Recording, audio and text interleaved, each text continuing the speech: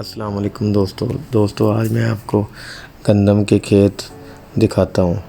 गंदम की कटाई और इससे पहले बजाई तो हो चुकी है, अब इसकी कटाई चल रही है। कैसे गंदम काटी जाती है और उसके बाद कैसे निकाली जाती है।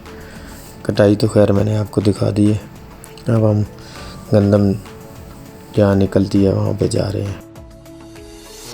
ये ट्यूबवेल है और वो साथ में टोका मशीन भी चल रही थी। ये कुछ जानवर वगैरह भी खड़े हुए हैं। मैं और मेरा दोस्त वसीम भाई हम दोनों मोटरसाइकिल पे जा रहे हैं और ये हमारा गांव है। अस्सलाम वालेकुम व्यूअर, क्या हाल है? ठीक ठाक खैरियत से होंगे। आप देख रहे हैं यूट्यूब चैनल यार सियाने। और अब पिछली वीडियो में हमने जिक्र किया था कि आपको दिखाएंगे किस तरह इसका प्रोसीजर होता है, किस तरह गंदम निकलती है मशीन से। आए आपको नाज़रीन विज़िट कराते हैं और चलते हैं असल टॉपिक पे।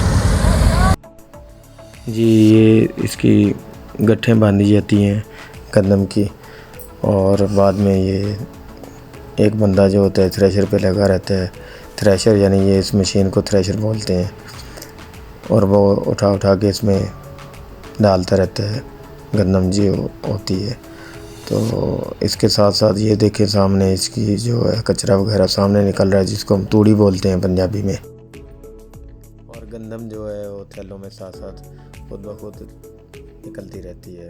एक थैला जब भर जाता है फिर वो उठा के रख देते हैं, बाद में फिर उसके आगे और थैला लगा देते हैं और अलग से गंदम उसमें डलती रहती है।